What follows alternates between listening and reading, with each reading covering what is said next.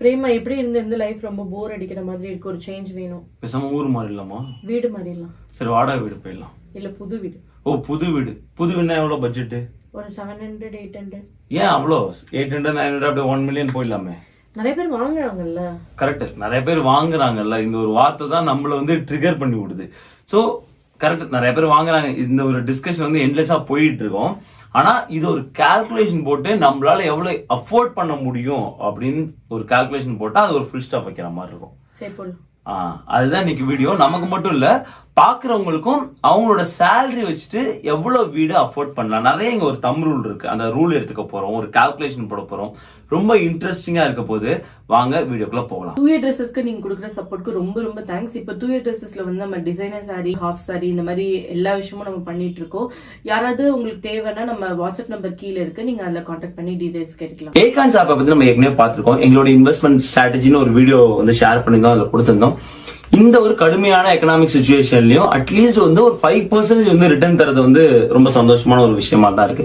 அதுதான் அதை கொஞ்சம் கொஞ்சமா ஆரம்பிச்சு ஓகே ஒரு ஆல்மோஸ்ட் வந்து 2K to 3K அதுல போடலாம் அப்படிங்கிற ஒரு நிலைமைக்கு வந்து நாங்க வந்தது. நீங்க ட்ரை பண்ண அந்த லிங்க் கீழே இருக்கு. அதுக்கு முன்னாடி அந்த வீடியோ பாத்தீங்கன்னா இன்னும் கிளீனா உங்களுக்கு ஒரு idea. Hey guys, welcome back to our channel. வணக்கம் நண்பர்களே, நான் உங்க பிரேம் பேசுறேன். நான் உங்க ஆர்த்தி பேசுறேன். பிரேம், ஏதோ ரூல்னு சொன்னீங்களா, அது என்ன ரூல்ன்றத சொல்லிடுங்க. அமெரிக்கால நிறைய விஷயத்துக்கு வந்து ஒரு பெஸ்ட் பிராக்டிஸ், ஒரு ரூல் வந்து ஃபாலோ பண்ணுவாங்க. சப்போஸ் வந்து வீட்டோட பட்ஜெட் பண்ணணும்னா என்ன பண்ணுவாங்கன்னா, அவங்களோட சேலரியில 50% வந்து நீட்ஸ், அதாவது அத்தியாவசியத்துக்கு ஒதுக்குவாங்க. 30% வாண்ட்ஸ், அவங்களுக்கு என்ன தேவை அதை தாண்டி அப்படிங்கிறதுக்கு ஒதுக்குவாங்க. 20% மேண்டேட்டரி சேவிங்ஸ் அப்படின்னு ஒதுக்குவாங்க. இந்த ஹவுஸ் வாங்குறதுக்கும் நிறைய ரூல் வந்து இருந்துகிட்டே இருக்கு. அதாவது வந்து ஓல்டு ட்ரெடிஷனல் ரூல் பார்த்தனா 30% ஆஃப் த கிராஸ் இன்கம், அவங்களோட கிராஸ் இன்கம்ல 30% வந்து ஹவுசிங் மந்த்லி வந்து மார்கேஜ் இல்ல வந்து ரெண்ட் கட்டலாம் அப்படிங்கிற ஒரு ஓல்டு ட்ரெடிஷனல் ரூல் இருந்துட்டு இருக்கு. காலப்போக்கில் அந்த ரூல் வந்து அவ்வளோ வந்து மக்களோட வாழ்வாதாரத்துக்கு ஏற்றதா இல்லை. ஸோ நிறைய ரூல்ஸ் வந்து இப்ப ரீசெண்டா ஃபாலோ பண்ணிட்டு வராங்க. 30-33 அப்படிங்கிற ஒரு ரூல் இருக்கு. இன்னொரு பிரபலமான ரூல் 28-36 28-36 ரூல். அதாவது அவங்களோட கிராஸ் இன்கம்ல 28% வந்து மார்கேஜ் ரெண்டுக்கு போகலாம். அது 36% அவங்களோட கிராஸ் இன்கம்ல 36% வந்து ஒட்டுமொத்த டெப்ட், அதாவது வந்து எல்லா லோனுக்கும் சேர்த்து போகலாம். இந்த ரூல் எடுத்துக்க போறோம். அதாவது 28-36ங்கிற ரூல் எடுத்துட்டு நம்மளோட சேலரிக்கு எவ்வளவு ஹவுஸ், அதாவது 1 மில்லியன் சான்ஸ் இல்லை, ஸோ எவ்வளவு ஹவுஸ் நம்ம அஃபோர்ட் பண்ண முடியும்னு ஒரு கால்குலேஷன் பார்க்கலாம். பிரேம், ஆனா இப்போ ஹவுசிங் பிரைஸ்ல ரொம்ப அதிகமா இருக்குல்ல? கரெக்ட். சோ இப்போ நீங்க ஸ்கிரீன்ல பாக்குறீங்க, இது வந்து ஃபெட் சென்ட் லூயிஸோட அபிஷியல் வெப்சைட். அவங்க வந்து எவ்வளவு வந்து ஹவுஸ் சோல்ட் ஆகுது யுனைடெட் ஸ்டேட்ஸ்ல அப்படிங்கிற ஒரு டேட்டா வந்து கொடுத்துட்டு இருக்காங்க. ஃபர்ஸ்ட் குவார்டர் ஆஃப் 2024 அப்படின்னு பார்க்கும்போது 420K பா, அதாவது மீடியன் சேல் பிரைஸ். அதாவது பெரும்பாலான வீடுகள் அமெரிக்கால விற்கக்கூடிய விலை பாத்தீங்கன்னா ரொம்ப ஏறி இருக்கு. எங்க இது ஏறி இருக்குன்னு பாருங்க, ரொம்ப ரொம்ப ஏறி இருக்கு. ஒரு 5 வருஷம் டேட்டா எடுத்துப்போம். 5 வருஷம் டேட்டா எடுக்கும்போது ரொம்ப அதிகமா Q4 2022 நமக்கு எல்லாருக்குமே தெரியும் 479 போச்சு. சோ அதை பார்க்கும்போது இப்போ கொஞ்சம் டீசெண்டா இறங்கி இருக்குன்னு பார்க்கலாம். 4 வருஷம் பின்னாடி போகும்போது 322K தான் வித்திருக்காங்க. இப்போ ஆல்மோஸ்ட் 100K அதிகமா விற்கிறாங்க. ஸோ இதை நம்ம எடுத்துக்கலாம். ஆர்த்தி, இதை வந்து சேல் பிரைஸா எடுத்துக்கலாம். ஸோ என்னோட ஒரு சேல் பிரைஸா என்ன எடுத்துக்க போறோம்னா, இப்போ வந்து ஒரு 500K ஓகேவா, கரெக்டா இருக்கும். ஏன்னா நம்ம கொலம்பஸ் ஒகாயம் பார்க்கும்போது நிறைய பேர் வந்து இந்த பிரைஸ்க்கு மேலதான் போறாங்க. சோ 500K அப்படின்னு எடுத்துக்க போறோம். அப்ப டவுன் பேமெண்ட் எவ்வளவு பே பண்ணுவாங்க? ஆமா, டவுன் பேமெண்ட் தம் ரூல் என்னன்னா வந்து 20% போகலாம். 20% போனா உங்களுக்கு வந்து அந்த PMI அப்படிங்கிற அந்த mortgage insurance, private mortgage insurance வந்து கட்ட வேண்டிய அவசியம் கிடையாது. ஸோ நிறைய பேர் என்ன பண்றாங்கன்னா வந்து இட்ஸ் வெரி சப்ஜெக்டிவ். நிறைய பேர் என்ன பண்றாங்கன்னா வெறும் 5% தான் போயிட்டு மீதி உள்ள 15% வந்து வேற எங்கேயாவது இன்வெஸ்ட் பண்ணலாமே. ஆக்சுவலா நம்ம வீடு வாங்கும்போது ஞாபகம் இருக்கா, நம்மள்ட்ட அந்த 5% கூட இல்லாம. ஆமா ரொம்ப கஷ்டப்பட்டோம். அதை வந்து அந்த 5% வந்து ரெடி பண்றதுக்கு வீடு வாங்க முடிவு பண்ணிட்டோம். பட் ஆனா அந்த 5% வந்து, ஏன்னா நம்ம ஃபர்ஸ்ட் வந்த புதுசுல வந்து இந்தியாவுக்கு தான் நம்ம மணி சென்ட் பண்ணுவோம்ல. கரெக்ட். சோ 300K தான் அப்ப வீடு. ஆனா அந்த 5% வந்து அப்ப ரெடி பண்ண முடியாத ஒரு நிலைமை. ஃப்ரெண்ட்ஸ்க்கு எல்லாம் வாங்கி தான் ரெடி பண்ணோம். PMI தான் வந்து கட்டிட்டு வந்தோம். ஆனா இப்ப நிறைய பேர் வந்து 20% போறாங்க. காரணம் என்னன்னா இன்ட்ரெஸ்ட் ரேட் அதிகமா இருக்கிறதுனால ஓகே 20% வந்து நம்ம டவுன் பேமெண்ட் போயிடுவோம், இல்லனா இன்ட்ரெஸ்ட் அதிகமா நிறைய பேர் அதையும் தாண்டி கூட பே பண்றாங்க. கரெக்ட், அதையும் தாண்டி கூட பே பண்றாங்க. சோ அதனால 20% அப்படிங்கிற ஒரு நம்பருக்கு இப்போதைக்கு போயிடுவோம். அப்படி இருக்கும்போது என்னோட ஃபைனல் அமௌண்ட் வந்து 400K, அதாவது என்னோட லோன் அமௌண்ட் வந்து 400K வந்து வந்தாகணும். இன்னைக்கு இந்த வீடியோ எடுக்கும் போது ஆவரேஜ் லோன் வந்து 30 இயர் ஃபிக்ஸ்டு மார்கேஜ் வந்து 7.3 அந்த மாதிரி இருக்கு. சரி, நம்ம பார்கெயின் பண்ணி ஒரு 7% கொண்டு வரும் அப்படின்னு நம்ம வச்சுப்போம் ஒரு அசம்ஷனுக்காக. இந்த கால்குலேஷன் எல்லாமே நான் போட்டேன். ஸோ நீ பாக்குற ஆர்த்தி, ஸோ லோன் டேர்ம் வந்து 30 years, ஆப்வியஸா 12 மாசத்துக்கு வந்து வருஷத்துக்கு கட்டுவோம். டோட்டல் பேமெண்ட் வந்து 360 பேமெண்ட் பண்ண போறோம். இங்க பாரு, டோட்டல் பேமெண்ட் அமௌண்ட் நம்ம எவ்வளவு கட்டுறோம், 958, எவ்வளவு எக்ஸஸா கட்டுறோம் பாரு. இது இன்ட்ரெஸ்ட் மட்டுமே வந்து 558 கட்டுவோம் அந்த த்ரூ அவுட் த 30 yearsக்கு. ஸோ அது எல்லாருக்கும் தெரிஞ்ச விஷயம் தான். வீடுனா இது இல்லாம நிறைய கட்டுவோம் இல்லையா? ஆமா பிரேமா, ப்ராப்பர்ட்டி டாக்ஸ், அப்புறம் இன்சூரன்ஸ், அப்புறம் HOA இதெல்லாம் பே பண்ணுவோம்ல. கரெக்ட். ஸோ இதெல்லாம் வந்து தவிர்க்க முடியாத ஒண்ணு. பிஎம்ஐ மட்டும் தான் தவிர்க்கலாம். நீங்க ப்ராப்பர்ட்டி டாக்ஸ் கட்டி தான் ஆகணும். ஒரு எக்ஸாம்பிளுக்கு வந்து 400 மந்த்லி அப்படின்னு வச்சுப்போம். It depends. நீங்க வந்து சில ஏரியாலாம் பாத்தீங்கன்னா உங்களோட ப்ராப்பர்ட்டி டாக்ஸ் அதிகமா இருக்கும். டெக்சாஸ்ல வந்து ப்ராப்பர்ட்டி டாக்ஸ் அதிகம். ஏன்னா வந்து ஸ்டேட் டாக்ஸ் கிடையாது, அதை வந்து இப்படி வாங்கிடுவாங்க, வேற வகையில வாங்கிடுவாங்க. சில ஸ்டேட்ல வந்து ப்ராப்பர்ட்டி டாக்ஸ் கம்மி. ஹவாய் எடுத்தீங்கன்னா ரொம்ப அதாவது இருக்கிற ஸ்டேட்லயே ஹவாயில தான் கம்மியான ப்ராப்பர்ட்டி டாக்ஸ். ஆனா டிராபேக் என்னன்னு பாத்தீங்கன்னா உங்க ஹவாயில வீடு எல்லாமே 1 million தான் ஸ்டார்ட் ஆகும். ஸோ ஓகே, அது வேற விவாதம். இப்ப பிஎம்ஐ வந்து 0. ஹோம் இன்சூரன்ஸ் வந்து ஒரு மந்த்லி வந்து ஒரு 100 பே பண்றாங்க அப்படின்னு வந்து வச்சுப்போம். அதோட கம்மியா கூட பே பண்ணலாம். இட் டிபெண்ட்ஸ் அவங்க எதை வந்து அஃபோர்ட் பண்ணிருக்காங்கன்னு.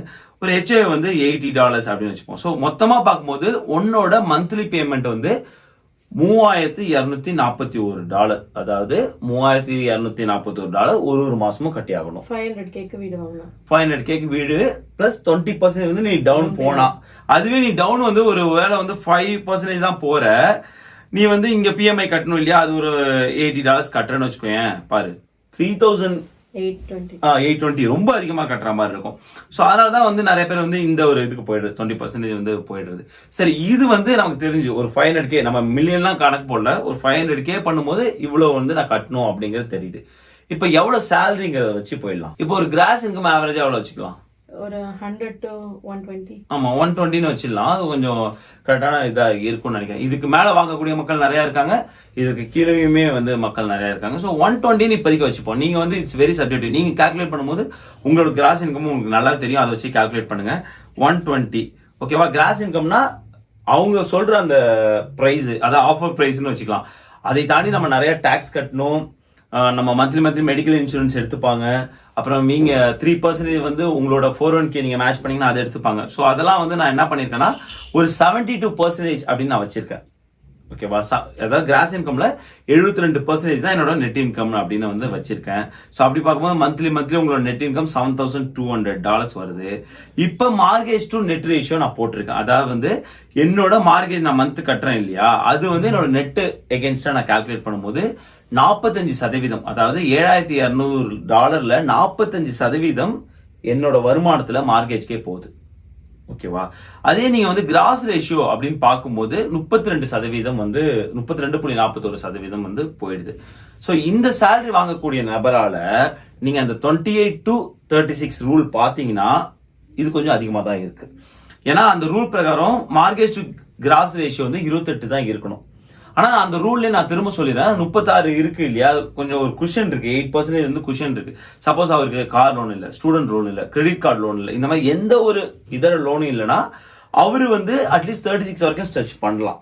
ஓகேவா? அந்த நபர்னால ஸ்ட்ரெச் பண்ணலாம். ஸோ அப்போ வந்து கிரீனா இருக்கக்கூடிய வாய்ப்பு இருக்கு. சப்போஸ் நீங்க கார் லோன் கட்டுறீங்க, அது ஒரு வந்து $800 $1,000 கட்டுறீங்கன்னா அவ்வளவுதான், அது ரொம்ப அப்படியே வந்து உங்களை கஷ்டப்படுத்திடும். ஸோ அதுக்காக தான் வந்து இந்த கால்குலேஷன் ரொம்ப இம்பார்ட்டன்ட். சரி, இப்போ வந்து இந்த நபரால இல்ல இன்னும் நம்ம கொஞ்சம் கம்மியா போவோம், ஒரு 450K என்டையர் கால்குலேஷனே வேரி ஆகும். அவரோட மார்க்கெட் டு கிராஸ் ரேஷியோ 29 கீழே வருது, பரவாயில்ல, இட்ஸ் வெரி குட் ஆக்சுவலா.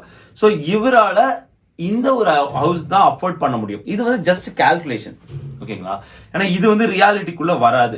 ஏன்னா நம்ம எவ்வளவு வந்து மார்கேஜ்க்கு நம்ம பே பண்ணணும்னு ஒரு விஷயம் இருக்கு. சோ நெட் ரேஷியோ நம்ம வந்து 50% அதிகமா போயிட்டா அது ஒரு பிரச்சனை. ஏன்? ஏன்னா நமக்கு அதர் எக்ஸ்பென்சஸ் இல்லாம இருக்குள்ள, கிராசரி அந்த மாதிரி. கரெக்ட். சோ அதனால இந்த நபருக்கு பார்த்தா இதெல்லாம் கட்டின பிறகு அவரோட நெட் வந்து 4,000 சம்திங் வந்து அவர் கையில வருது. அது வந்து பெட்டரா இருக்கும்னு எனக்கு தோணுது. ஏன்னா உங்களுக்கு ஹை இன்ஃபிளேஷன் இருக்கும்போது உங்களோட கிராசரிஸ் எல்லாமே வந்து ரொம்ப அதிகமா இருக்கு. ஒரு குழந்தை வந்து சைல்ட் கேர் போனா அதோட எக்ஸ்பென்ஸ் வந்து அதிகமா இருக்கும். சோ இந்த மாதிரி நிறைய விஷயங்கள் இருக்கிறதுனால அட்லீஸ்ட் உங்களோட ரேஷியோ வந்து கம்மியா வச்சுக்கிறது நல்லது. ஸோ அதுதான் நான் வந்து இந்த வீடியோ மூலியமா வந்து சொல்ல வருது. இந்த ஒரு கால்குலேஷன் வந்து ரொம்ப யூஸ்ஃபுல்லா இருக்கும்.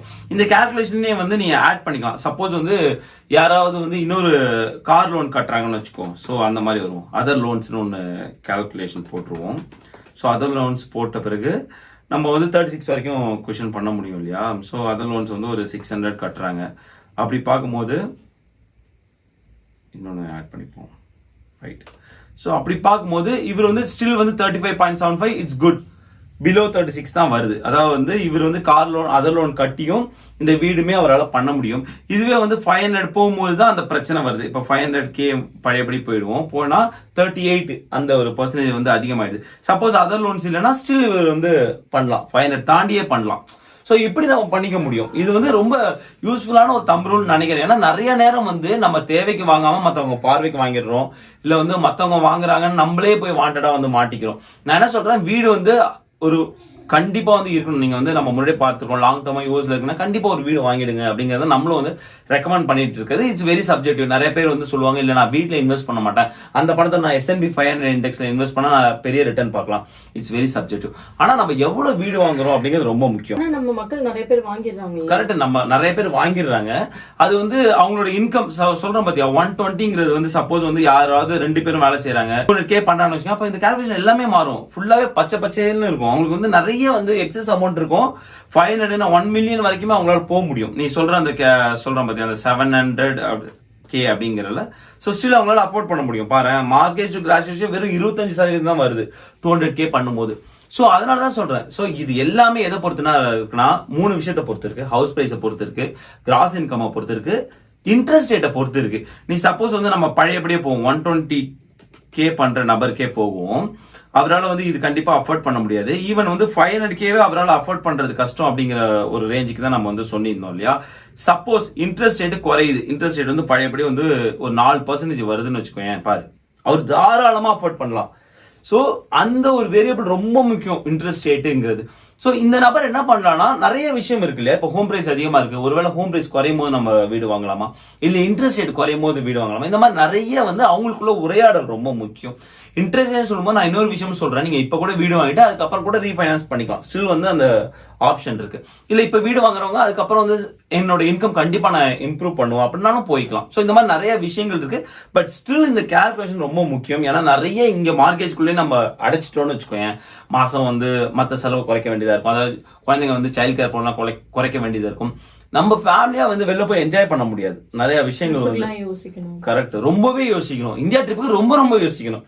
சோ அந்த மாதிரி மாட்டிடாதீங்க, ஆழம் தெரியாம காலை விடாதீங்க அப்படிங்கிறதுக்கு இந்த ரூல் வந்து ரொம்ப முக்கியம். இது வந்து சீரியஸா அமெரிக்காவில் வந்து நிறைய பேர் வந்து இந்த மாதிரி ரூல் ஃபாலோ பண்ணுவாங்க. ஈவன் ரெண்ட் போலாமா இல்ல மார்கேஜ் போலாமாங்கிறதுக்கும் ஒரு ரூல் இருக்கு. இந்த ரூல் வந்து வெறும் மார்கேஜ் மட்டும் இல்ல, இந்த ரூலை வந்து நீங்க வந்து ரெண்டுக்குமே அப்ளை பண்ணலாம். இப்ப நீங்க பாத்தீங்கன்னா வந்து பாஸ்டன்லாம் பாத்தீங்கன்னா நம்ம பார்த்தோம், பாஸ்டன் வீடியோல ரெண்ட்லாம் ரொம்ப அதிகம், 3500 ஈஸியா சொல்றாங்க. SF எல்லாம் பாத்தீங்கன்னா 3000 மேலதான் வந்து சொல்றாங்க. சோ அந்த மாதிரி இடத்துக்கு போகும்போது நம்மளால அஃபோர்ட் பண்ண முடியுமா, அந்த அஃபோர்டுங்கிறது ரொம்ப முக்கியம். அதுக்கு வந்து 2836 ரூல் ரொம்ப ரொம்ப யூஸ்ஃபுல்லா இருக்கும். சோ இந்த கால்குலேஷன் நீங்க போட்டு நீங்க முடிவு பண்ணீங்க. இதே தலைப்பை மையமா வச்சு நம்ம கம்யூனிட்டி டேப்ல ஒரு கேள்வி கேட்டிருந்தோம். அதாவது உங்களோட சேலரியில எவ்வளவு சதவீதம் நீங்க மார்கேஜ் ஆர் ரெண்டுக்கு நீங்க வந்து யூஸ் பண்றீங்க அப்படின்னு பார்க்கும்போது 51% மக்கள் என்ன சொல்லியிருந்தாங்கன்னா வந்து 35க்கு குறைவாக, அதாவது ஃபர்ஸ்ட் 2 ஆப்ஷனையும் கூட்டி பார்க்கும்போது 51% வந்தது. என்ன ரொம்ப அதிர்ச்சியா இருந்ததுன்னா வந்து 40 இல்ல 45% மேல அப்படின்னு கூட்டி பார்க்கும்போது 32% மக்கள் வந்து 40% மேல வந்து அவங்களோட இன்கமோட பகுதியை வந்து மார்கேஜ்க்கு வந்து கட்டிட்டு இருக்காங்க. அதுவும் குறிப்பா 18% மக்கள் வந்து 45% மேல வந்து கட்டிட்டு இருக்காங்க. அது வந்து இட்ஸ் வெரி சப்ஜெக்டிவ். அந்த மக்களை பொறுத்து எவ்வளோ வந்து அஃபோர்ட் பண்ண முடியும் அப்படிங்கிற ஒரு விஷயம் இருக்குது. அதுக்குள்ளே போக விரும்பல.